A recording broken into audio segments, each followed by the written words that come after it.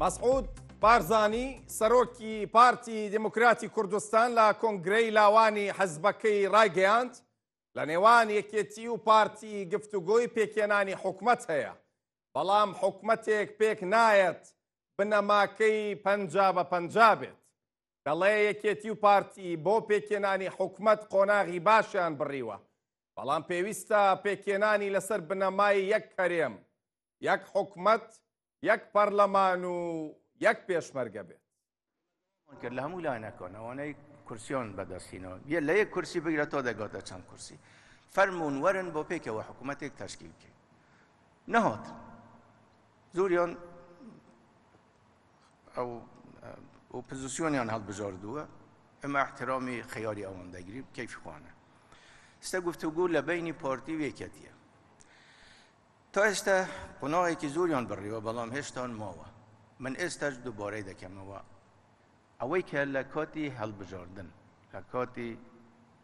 هەڵبژاردن باسم کرد، ئێستاش دووبارەی دەکەمەوە یەک هەرێم، یەک پەرلەمان، یەک حکوومەت، یەک پێشمەرگە. و داواشمەوەیە هەرچی زووتر هەم لە پارتی و هەم لە یەکێتی هەرچی زووترە حکوومەت تەشکیل ببی، بەڵام لەسەر ئەم ئەساسە. ئەگەر لەسەر ئەم ئەساسە نەبی ئێمە ئیشی خۆمان بەردەوام دەبی، بەڵام حکوومەتێک تەشکیل نابیتن لەسەر ئەساسی 50-50. لە وەڵامی ئەم قسانەی بارزانی کە ئێستا گوێبیستی بین و بینیمان، سعدی ئەحمەد پیرە گوتەبێژی یەکێتی گوتی هەڕەشە و خۆگیفکردنەوە خراپن، چونکە قۆناغەکە پێویستی بە قسەی گرژ و هەڵچوون نییە.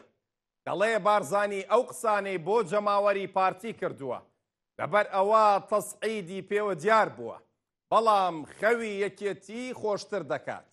ئاشکرای کرد لە کۆبوونەوەی داهاتووی یەکێتی و پارتی باسی دابەشکردنی پۆستەکانی کابینەی دەیەم دەکرێت.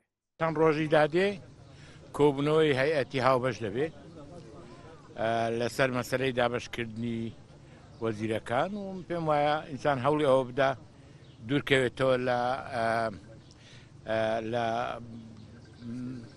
بە شێوەی درست و بابەتیانە باسی مەوزوعەکە بکە، دوور لە تهدید و خۆجیفکردنەوە خراپە، بەڵکو هەوڵی ئەوە بدەین کە چۆن خەڵک بە ئاسوودەیی چوو دەنگیدا، چۆن بە ئاسوودەیی لە هەولێر هەردوو ناوەند دوو هەڵمەتی هەڵبژاردننی گەورەیان کرد، لەبەرەوەی خەڵک هوشیاری سیاسی زۆر گەورە بوو، یەک بچووکترین حادسە ڕووی نەدا.